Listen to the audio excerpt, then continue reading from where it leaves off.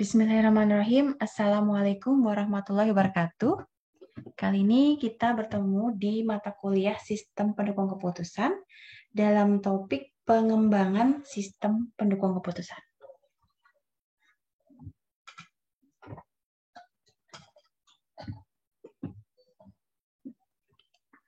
Nah, di sini ada capaian pembelajaran mata kuliahnya.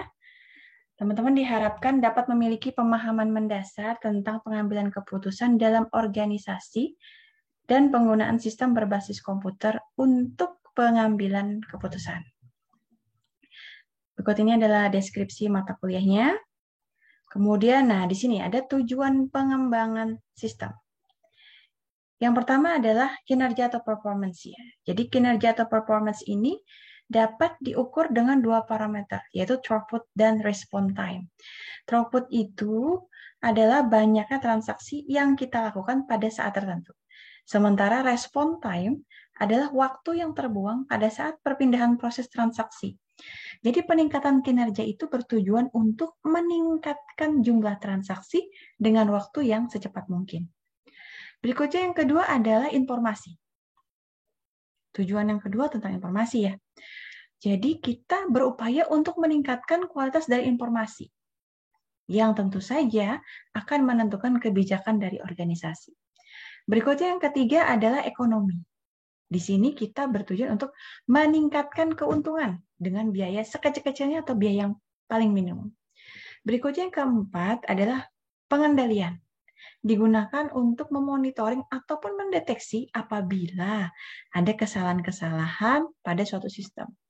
Berikutnya efisiensi. Nah, ini berbeda dengan ekonomi tadi ya. Kalau ekonomi itu titik beratnya bidang keuangan. Sementara kalau efisiensi, pemanfaatan sumber daya semaksimal mungkin. Ya, pemanfaatan sumber daya semaksimal mungkin. Berikutnya yang terakhir adalah tentang pelayanan atau servis. Jadi dengan tujuan pengembangan sistem ini, kita berharap adanya peningkatan layanan oleh sebuah sistem. Berikutnya ada namanya prinsip pengembangan sistem. Jadi beberapa prinsip yang harus digunakan pada saat pengembangan sistem. Yang pertama, sistem itu digunakan untuk manajemen. Ini adalah prinsip pokok teman-teman yang harus kita ingat gitu pada saat pengembangan sistem. Karena tujuan akhirnya apa? Yaitu mendukung kebutuhan yang diperlukan oleh pihak manajemen. Yang kedua, sistem yang dikembangkan itu merupakan investasi modal besar. Pengembangan suatu sistem itu tentu memerlukan modal yang besar ya, sehingga harus menjadi sebuah investasi untuk perusahaan itu sendiri. Nah, beberapa hal yang harus diperhatikan terhadap investasi modal itu adalah semua alternatifnya harus diinvestigasi. Dan investasi yang terbaik itu harus bernilai. Yang ketiga, sistem yang dikembangkan memerlukan orang yang terdidik, well educated. Jadi komponen utama dari sebuah sistem tentu saja orang yang menggunakan sistem tersebut. Jadi komponen utama dari sebuah sistem tentu orang yang menggunakan sistem tersebut. Nah, orang yang menggunakan sistem tersebut haruslah yang terdidik. Ya, sistem yang baik itu harus didukung oleh sumber daya yang baik ya, sumber daya manusia yang baik, sehingga menghasilkan hasil yang optimal. Yang keempat nih, ada tahapan kerja dan tugas-tugas yang harus dikerjakan pada saat pengembangan sistem. Ini digunakan untuk menyelesaikan pengembangan sistem yang harus terlebih dahulu mempersiapkan perencanaan yang baik dan waktu kerja yang sudah ditentukan. Tahapan-tahapan kerja ini biasanya dapat dijelaskan pada daur hidup sistem. Nanti siklus hidup sistem nanti kita bahas ya. Berikutnya, setelah tahapan kerja tidak takut untuk membatalkan proyek. Tidak selamanya pengembangan sistem harus dilakukan secara urut ya. Bisa saja beberapa langkah dijalankan secara bersamaan sehingga menghemat waktu dan memperhatikan hasil kerja agar tetap optimal ya. Nah, hal ini berkaitan kita tidak boleh takut dalam membatalkan proyek karena rancangan yang telah dibuat itu akan kita analisis. Dan jika pada tahap analisis tersebut ternyata rancangan tidak dapat dilanjutkan ke tahap implementasi karena suatu hal sehingga proyek tersebut harus dibatalkan, ya tidak apa-apa, selama itu memang bertujuan untuk perusahaan atau organisasi itu sendiri. Supaya apa? Supaya tidak terjadi kerugian, baik dari sisi waktu ataupun tenaga, terutamanya masalah keuangan ataupun ekonomi. Kemudian yang ketujuh itu adalah tentang dokumentasi. Dokumentasi ini penting ya dan berguna untuk pengembangan sistem berikutnya. Dokumentasi sebaiknya dilakukan dari awal pengembangan sistem sampai proses tersebut selesai dilakukan. Berikutnya, nah ini dia, siklus hidup pengembangan sistem. Jadi kalau dalam operasi sistem yang sudah dikembangkan itu terkadang masih timbul permasalahan ya yang kita kurang dapat mengatasinya dalam tahap pemeliharaan. Jadi kita kadang perlu pengembangan kembali suatu sistem untuk mengatasinya. Dan proses ini kembali ke proses yang pertama, sehingga disebut juga siklus hidup suatu sistem. Siklus hidup pengembangan sistem bisa dilihat seperti ini ya. Ini dia. Dia itu dapat didefinisikan ya untuk siklus hidup pengembangan sistem ini sebagai serangkaian aktivitas yang dilakukan oleh profesional dan pemakai sistem informasi untuk mengembangkan dan mengimplementasikan sistem informasi. Siklus hidup pengembangan sistem informasi itu terbagi menjadi 6. Ini seperti yang bisa dilihat di sini ya. Jadi ada perencanaan sistem, ada analisis sistem, ada desain ya, perancangan sistem secara umum atau konseptual, kemudian ada evaluasi dan seleksi sistem, kemudian ini desain ya, perancangan sistem secara terinci, kemudian ada implementasi atau penerapan sistem. Nah, di sini ada perawatan sistem. Jadi masing-masing siklus itu harus menghasilkan laporan. Nah, jadi di sini ada front end, ada fase terdepan, ada fase yang berikutnya di belakang. Kalau fase perencanaan sistem itu dibentuk sebagai sebuah struktur kerja yang strategis, gitu. Strategis yang luas. Kemudian pandangan sistem informasinya,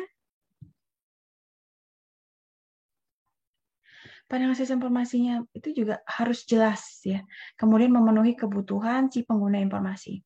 Kemudian proyek sistem dievaluasi, dipisahkan berdasarkan prioritasnya. Proyek dengan prioritas tertinggilah yang dipilih lebih dulu untuk pengembangan. Ya kalau di perencanaan ya. Kemudian ada juga sumber daya baru harus direncanakan terlebih dahulu di perencanaan ini. Sehingga kita bisa menyediakan dana yang sesuai, yang tepat, yang cukup untuk mendukung pengembangan sistem. Nah, selama fase perencanaan sistem ini kita harus mempertimbangkan dua hal. Yang pertama, faktor kelayakan. Yang kedua, faktor strategis. Faktor kelayakan atau feasibility factors itu berkaitan dengan kemungkinan berhasil tidaknya suatu informasi yang dikembangkan dan digunakan. Kemudian faktor yang kedua adalah faktor strategis, berkaitan dengan pendukung sistem informasi dari sasaran bisnis yang dipertimbangkan untuk setiap proyek yang diusulkan. Jadi nanti akan ada nilai-nilai yang dihasilkan, kemudian kita evaluasi untuk menentukan proyek sistem mana yang akan menerima prioritas yang tertinggi. Oke, itu adalah fase perencanaan sistem. Berikutnya adalah fase analisis sistem. Jadi di fase analisis sistem ini, kita mengidentifikasi, mengevaluasi komponen dan hubungan timbal balik yang saling keterkaitan ya. Baik itu definisi masalah, tujuan, kebutuhan, prioritas, dan kendala sistem. Kadang-kadang bisa ditambah juga dengan identifikasi biaya, keuntungan, dan estimasi jadwal untuk solusinya. Kemudian di fase analisis ini adalah fase profesional sistem dalam melakukan kegiatan analisis. Kemudian ada laporan yang dihasilkan untuk menyediakan suatu landasan untuk membentuk suatu tim proyek sistem dan memulai fase analisis sistem. Kemudian kalau pada akhirnya itu di fase analisis sistem, ya laporannya disiapkan, kemudian dia berisi penemuan-penemuan dan rekomendasi. Bila laporan ini disetujui, maka tim proyek sistem siap gitu ya untuk memulai fase perancangan sistem atau desain tadi. Bila laporan tidak disetujui, maka tim proyek sistem harus menjalankan analisis tambahan sampai semua peserta setuju. Nah, ini gunanya analisis. Berikutnya kita ke ini, fase desain atau fase perancangan sistem secara umum atau konseptual. Yang pertama, kalau di fase desain, kita mendefinisikan dulu kebutuhan fungsionalnya apa. Kemudian kita siapkan rancang bangun implementasinya. Kemudian kita menggambarkan bagaimana suatu sistem dibentuk. Berikutnya, kita menggambarkan, kita merencanakan, kita membuat sketsa ya di desain ini, atau pengaturan dari beberapa elemen yang terpisah ke dalam suatu kesatuan yang utuh, kemudian berfungsi. Ya, termasuk konfirmasi ya. Kemudian, apa sebenarnya tujuan desain? Yang pertama, untuk memenuhi kebutuhan pengguna. Kemudian, untuk memberikan gambaran yang jelas. Nah, sasarannya bagaimana? Sasarannya harus berguna, mudah dipahami, mudah digunakan. Kemudian harus dapat mendukung tujuan utama perusahaan. Harus efisien, harus efektif untuk mendukung pengolahan transaksi pelaporan manajemen, serta mendukung keputusan yang akan dilakukan oleh manajemen. Berikutnya, desainnya harus dapat mempersiapkan rancang bangun yang terinci untuk masing-masing komponen dari sistem informasi, yang meliputi data dan informasi, simpanan data, metode, prosedur, orang-orang, perangkat keras, perangkat lunak, dan pengendalian internet. Itu ya desainnya. Berikutnya di sini ada fase evaluasi dan seleksi. Jadi secara umum dia menyediakan poin utama untuk keputusan investasi. Jadi investasi. Oleh sebab itu dalam fase evaluasi dan seleksi ini kita menilai kualitas sistem. Kemudian ada biaya atau keuntungan dari laporan dengan proyek sistem yang dinilai secara hati-hati. Kemudian kita uraikan dalam laporan evaluasi dan juga seleksi sistem. Oke, ini fase evaluasi sudah. Kemudian kita ke fase desain. Perancangan sistem secara detail ataupun fungsional. Nah, di fase perancangan sistem secara detail ini menyediakan spesifikasi untuk perancangan secara konseptual. Jadi di fase ini, semua komponen dirancang dan dijelaskan secara detail. Ada perencanaan output atau layout untuk semua layer ya. Kemudian ada form-form tertentu dan laporan yang akan dicetak. Semua output akan direview, kemudian disetujui oleh pemakai dan baru didokumentasikan. Nah, semua input ini akan ditentukan dan format input baik untuk layer dan form-form yang biasa direview dan disetujui oleh pemakai dan didokumentasikan. Nah, berdasarkan perancangan output dan input itulah kita di proses itu merancang untuk mengubah input menjadi output. Transaksi itu dicatat, kemudian dimasukkan secara online atau batch ya, bertahap. Kemudian di macam-macam model akan kita kembangkan untuk mengubah data menjadi informasi. Jangan lupa ada prosedur yang ditulis untuk membimbing pemakai dan personel operasi agar dapat bekerja dengan sistem yang dikembangkan.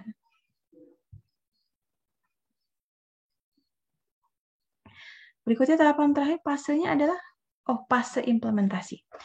Fase implementasi sistem dan pemeliharaan sistem atau maintenance ya. Jadi di fase ini sistem itu sudah siap untuk dibuat dan diinstalasi. Sejumlah tugas harus dikoordinasi dan dilaksanakan untuk implementasi sistem baru. Nah, layanan implementasi yang dibuat pada fase ini ada dua bagian, yaitu dalam bentuk Gantt chart atau Program and Evaluation Review Technique, PERT chart, dan juga penjadwalan proyek dan teknik manajemen. Ya, kemudian bagian keduanya adalah laporan yang menerangkan tugas penting untuk melaksanakan implementasi sistem ataupun instalasi peralatan yang digunakan. Berikutnya di sini ada model-model pengembangan sistem. Yang pertama ada waterfall model. Waterfall model itu model satu arah dimulai dari tahap persiapan sampai perawatan, dari requirement sampai maintenance, meliputi perencanaan, desain, implementasi, verifikasi, dan perawatan. Perencanaan ini adalah tahap mendefinisikan masalah dan menentukan pekerjaan apa saja yang harus kita lakukan. Kemudian siapa yang mengerjakan, kapan dikerjakan. Nah, tahap berikutnya adalah desain. Desain ini untuk apa? Bertujuan untuk mendesain permasalahan sesuai dengan masalah yang telah didefinisikan sebelumnya. Berikutnya adalah implementasi. Implementasi ini adalah penerapan dari desain yang telah dibuat. Nah, setelah desain diimplementasikan, diterapkan, berikutnya adalah ada proses verifikasi.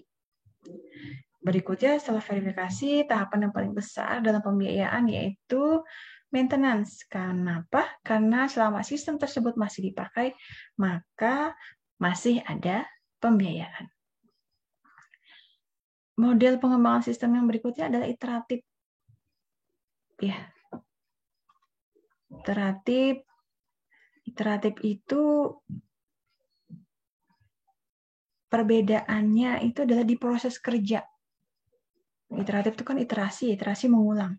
Kalau waterfall itu satu arah, kalau iteratif itu ada testing sama evaluasi. Yang menguji apakah evaluasi tersebut masih dapat digunakan atau tidak. Nah, jika sistem tersebut ternyata tidak baik untuk digunakan, ya maka akan dilakukan identifikasi masalah lagi. Kemudian kembali lagi untuk dikembangkan.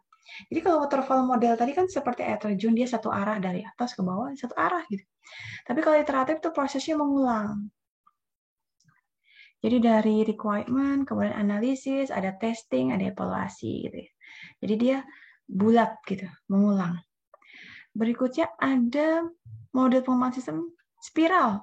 Nah, model spiral itu dikenal juga dengan model siklus hidup spiral atau SDLC, System Development Life Cycle. Ya, jadi ada inisiasi, ada desain awal ya. Kemudian desain yang tadi dibuat, kemudian dibuatkan prototipe pertama, kemudian dibuat prototipe kedua, ada evaluasi ya, ada kebutuhan, ada desain, ada membuat dan menguji. Nah, proyek itu bisa dibatalkan kalau resiko pelaksanaannya besar. Prototipe yang baru tadi akan kita evaluasi dengan cara yang sama seperti yang telah dijelaskan sebelumnya ya. Jadi kalau model spiral ini dia akan terus dilakukan ya, karena dia berbasis prototipe juga. Pada dasarnya dia akan berhenti kalau sudah sesuai tujuan. Jadi hasil akhir dari prototipe ini adalah, hasil akhir dari spiral ini adalah prototipe yang telah disaring sesuai dengan kebutuhan dan tujuan. Jadi spiral itu hasil akhirnya adalah prototipe yang telah disaring sesuai dengan kebutuhan dan tujuan.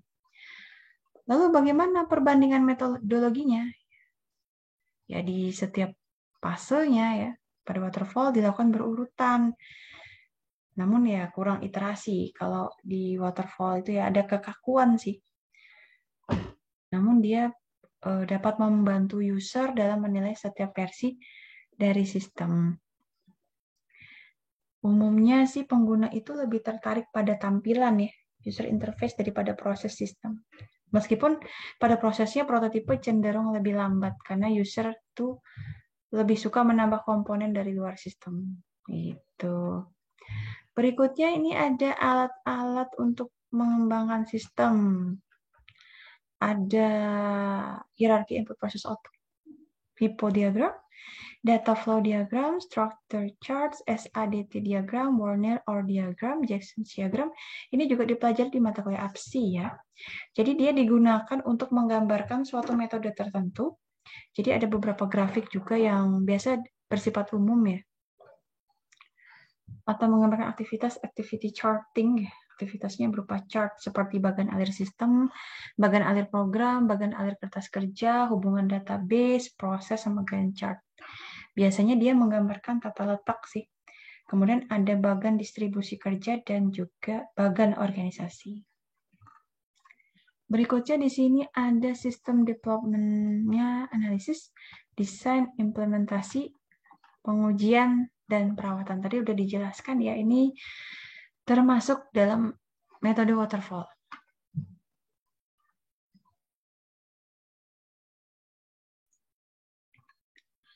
Berikutnya, apa saja sebenarnya pengembangan dari sistem penanggulangan keputusan? Ada query handler, ya, permintaannya seperti apa.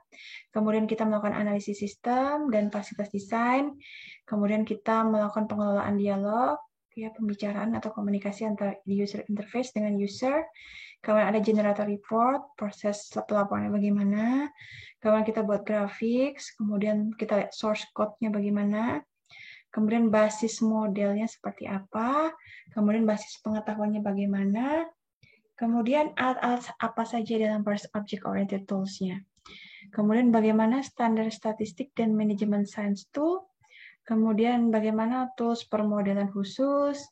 Bagaimana bahasa pemrograman dan tools pencitraan dokumen. Baik, demikian penjelasan saat ini tentang pengembangan sistem pendukung keputusan. Apabila ada pertanyaan, silakan disampaikan di kolom komentar atau di forum sistem pendukung keputusan. Demikian, terima kasih. Semoga bermanfaat. Wassalamualaikum warahmatullahi wabarakatuh.